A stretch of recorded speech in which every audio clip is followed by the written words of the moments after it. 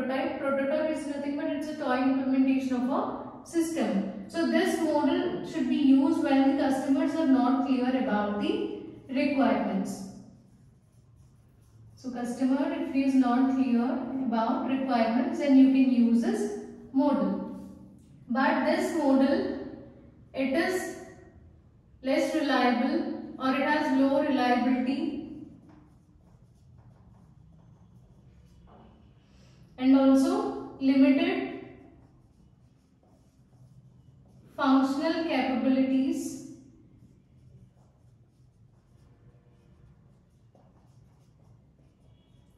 and inefficient performance. So performance is inefficient compared to actual software. So this prototyping model is less reliable and it has limited functional capabilities and performance is inefficient compared to the actual software. Okay then. So let us see the actual working process here. So first you can just observe it starts with the requirement gathering. So first in first phase customer here the developer will gather necessary requirements from the customer. After that quick design will be developed, then build prototype. So the prototype which is built here, that will be given to the customer for evaluation. So customer will evaluate the product, evaluate the prototype. So if it is according to the customer satisfaction or if it is according to the customer requirements and if the customer is satisfied, then actual implementation part begins.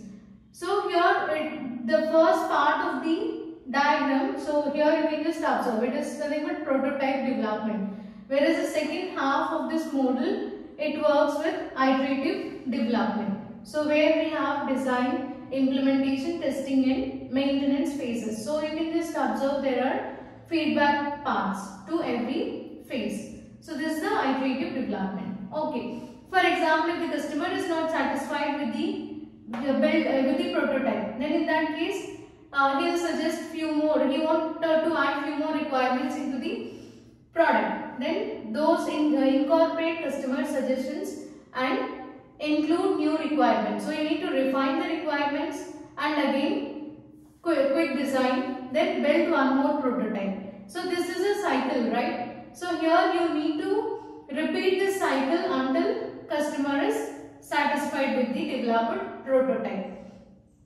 Okay. So this model is also called as throwaway model because for the first time, after gathering the requirements, the developer will design, build prototype and he will show it to the customer. So if the customer is not satisfied, then refinement should be made or it should be done, and after that again quick design. So the prototype which is built earlier, the first prototype, it should be discarded or you need to throw away the prototype. So again you need to build new prototype by incorporating the new requirements.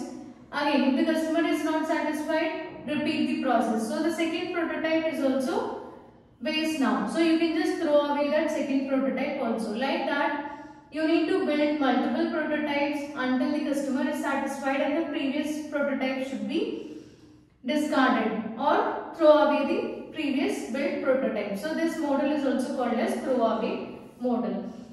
Okay.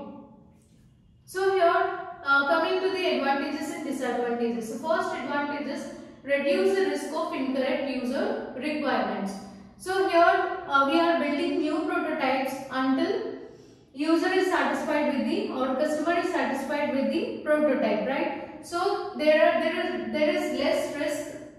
So it mainly reduces the risk of incorrect requirements because the final prototype, it contains only the requirements that are suggested by the customer. So there is less risk here. Coming to second one, good where requirements are changing. So this is suitable where the customer is not clear about the requirements, that what we discussed before. So where the requirements keep on changing, and reduce maintenance cost. This model reduces the maintenance cost because we are just building the toy model here and the actual implementation starts only after this phase or after the final prototype is designed, and errors can be detected earlier. So here, while building the prototype itself, as you are more clear about the requirements, you can detect the errors also. They can be detected at early stages as there is feedback path as we are using iterative model. Coming to the disadvantages, it is difficult to know how long the project will last. So we don't know how long this process will run. So this loop will run, or this process will run until the customer is satisfied. So it is difficult to know how long the project will last.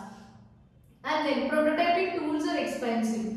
So here, as we are building the prototype, so here we'll be using prototyping tools, so which are very expensive.